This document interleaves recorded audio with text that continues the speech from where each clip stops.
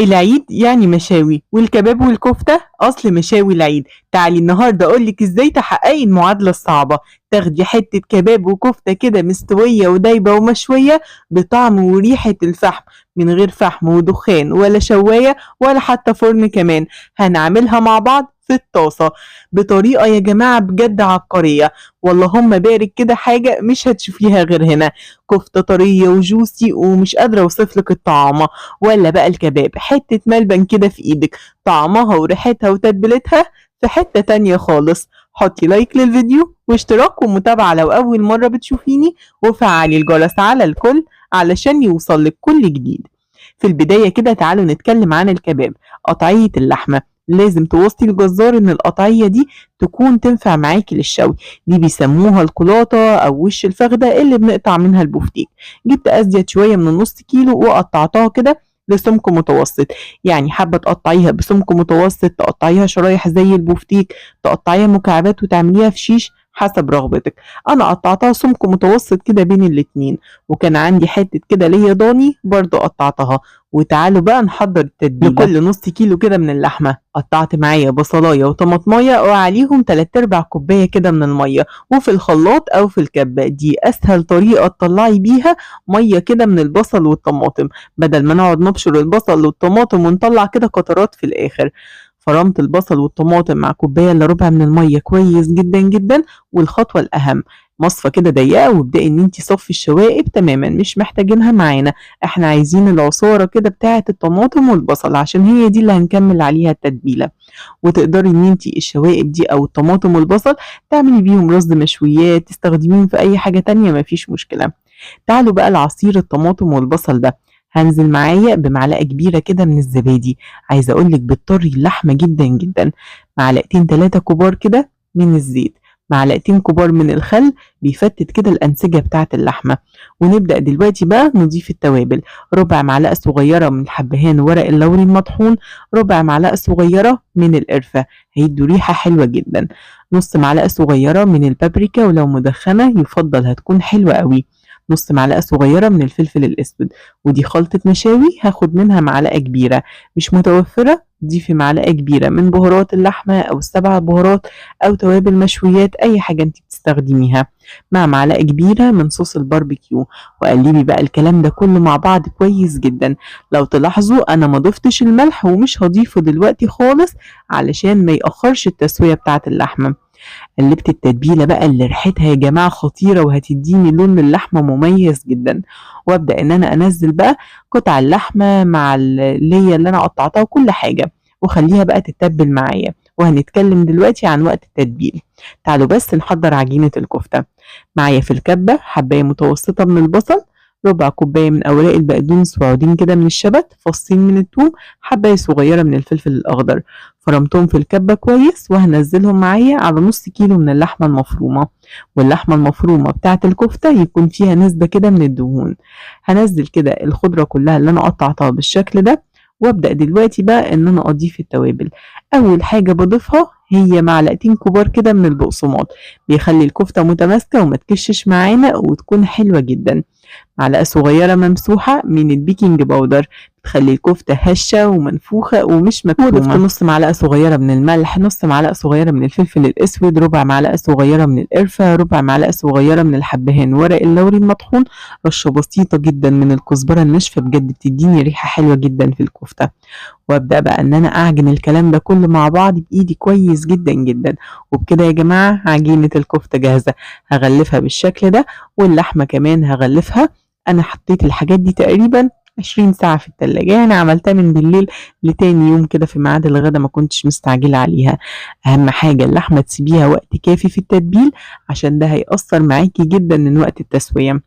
تاني يوم بقى بدأت إن أنا جبت عود شيش طاووق، هاتي معلقة هاتي أي حاجة، وخدي قطعة كده من عجينة الكفتة وابدأي إن انت شكلي فيها الكفتة بالشكل اللي انت شايفاه.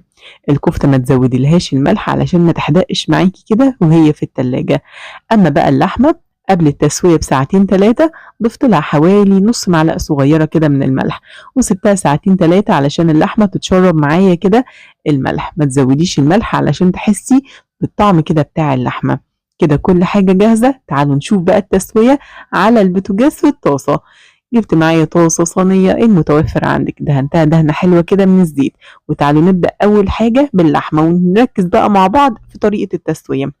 الطاسة تسخن كويس جدا جدا، والنار بتاعتي عالية على أعلى درجة حرارة. شايفين يا جماعة الطشطاشة دي كده؟ الطاسة سخنة كويس قوي علشان المسام بتاعة اللحمة تقفل وتفضل من جوه طرية وجوسي، مش ناشفة كده وجامدة. أبدأ إن أنا أنزل اللحمة بالشكل اللي انتوا شايفينه. هتلاحظي إن اللحمة بدأت تنزل سوائل بسيطة كده، وهترجع تشربها مرة تانية. أنا زي ما أنا على النار العالية، ما تهديش النار دلوقتي خالص. هسيبها كده زي ما انتوا شايفين تنزل المية بتاعتها دي وترجع إن هي تشربها مرة تانية. نقلنا اللحمة على عين تانية وزي ما هي على نار عالية لغاية بقى ما نشوف معانا الكفتة. طاسة تانية فيها كده دهنة حلوة من الزيت، وابدأ ان انا انزل معايا الكفتة. هنزلها معايا وابدأ ان انا اشوحها او اقلبها كده لغاية ما تاخد لون معايا من الجنبين. النار بتاعتي عالية لغاية ما تاخد اللون المكرمل ده. بهدلها النار على درجة حرارة متوسطة. بسيب الكفتة زي ما هي على درجة حرارة متوسطة، وكل شوية كده ببدأ ان انا احركها من الجنب ده للجنب ده. اما اللحمة بقى هديت النار عليها يا جماعة نار شمعة، وغطيتها كمان بالغطا. يعني بعد ما شربت المية بتاعتها هديت لها النار شمعة وغطت لها بالغطا عشان البخار يسويها معانا. وفي المرحلة دي انا بقلب الكفتة كده بكل هداوة على كل جنب علشان تاخد لون حلو كده من كل جنب. في المرحلة دي بقى تعالوا نبص يا جماعة على اللحمة. انا كل شوية افتح عليها واختبر التسوية بتاعتها، بعود شيش طاووق بغرزه كده فيها، الاقيها لسه ما استوتش بسيبها متغطية زي ما هي. طيب لو لقيتيها استوى هنتابع دلوقتي مع بعض. بصوا كده بعود الشيش طاووق واحطها فيه، لقيتها لسه ما استوتش بسيبها. طب لو لقيتيها استوت كده تمام جدا. اول ما تلاقي اللحمه معاكي استوت ابدأي ان انت عللها النار. طيب بالنسبه للكفته استوت معانا خلاص. هركنها دلوقتي على جنب كده لغايه ما اعمل لها خطوه نهائيه. الكفته اخدت لون، ما تخليش النار هاديه قوي علشان ما تنزلش ميه، ولا عاليه قوي هتتشوي من بره وتكون نيه معاكي من جوه. اخدت اللون الحلو المطلوب من الجنبين، بطفي عليها وخليها على جنب عشان هنعمل لها خطوة أخيرة دلوقتي مع اللحمة. اللحمة بقى بصوا يا جماعة استوت كده معايا تماما، حلوة قوي. أبدأ إن أنا أعللها النار في المرحلة دي علشان عايزاها تاخد بقى اللون المحمر الحلو بتاع الشوي كده، اللي كأنك شويها على الفحم بالظبط. في المرحلة دي لما تتأكدي من التسوية علي النار معاكي على أعلى درجة حرارة. احنا كل ده بعد ما شربت المية اللي هي نزلتها على نار عالية، هدينا لها النار شمعة وغطيناها. أول ما تستوي معاكي تماما ابدأي إن انتي عللها النار كده مع التقليب المستمر لغاية ما تاخد معاكي لون الشوي المطلوب. أول ما تاخد معاكي لون الشوي المطلوب وتكون جاهزة، هي كده تمام. الموضوع ده كله ما بياخدش على النار ربع ساعة، سواء اللحمة أو الكفتة كده الاتنين قصاد بعض. لما بقى اللحمة تاخد معايا اللون الحلو، أبدأ في المرحلة دي ان انا بقى اطفي عليها. والكفتة بقى بدأت ان انا اولع عليها مرة تانية علشان تسخن مرة تانية كده، ونعمل لها خطوة الفحم مع اللحمة الاتنين في طاسة واحدة. نقلت اللحمة كده بعد ما اخدت اللون الحلو، حطيتها في نفس الطاسة مع الكفتة، وسخنت معايا قطعة كده من الفحم لغاية ما تحمر معايا، واحطها بحرص كده في النص على ورقة فويل، وابدأ ان انا بقى اطفيها. انا الصينية اللي كانت فيها اللحمة كان فيها طبعا شوية من الدهون واللية كده والكلام الحلو ده كله، طفيت بقى بيه الفحمية. ويا سلام على الجمال، مش قادرة اوصف لكم الريحة في المرحلة دي كانت عاملة ازاي. كل حاجة عندي استوت اتشوت، اخدت اللون اللي انتوا شايفينه الحلو ده، وكمان اتدخنت بالفحمة كأنها كده يا جماعة مشوية على الفحم. مش حابة تعملي خطوة الفحم حسب رغبتك، زي ما قلت لك انا بلجأ له كده في اضيق الحدود. رشة بقدونس حلوة بقى وفرشي عليها الكباب والكفتة الحلوين بتوعك، ورشة بقدونس على الوش. طب تعالوا بقى يا جماعة نشوف كده التسوية بتاعت اللحمة. اللهم بارك. مش هتفرقيها كده عن اللحمة اللي انت شوياها على الفحم او حتى اللي شارياها جاهزة من بره.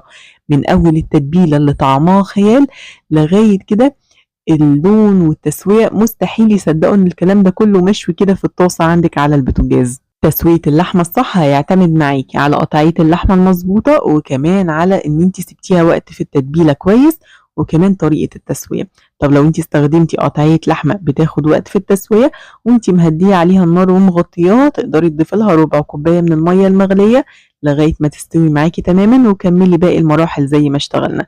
الكفتة طرية وجوسي ومحتفظة بالعصارة بتاعتها كده، واللحمة دايبة وخطيرة. جربوا الوصفة دي في العيد وما تنسوش تدعولي. اتمنى الفيديو ان شاء الله النهارده يعجبكم. ما تنسوش حبايبي لايك للفيديو واشتراك ومتابعة، وانتظروني في فيديو جديد ووصفات جديدة كل يوم ان شاء الله. مع السلامة.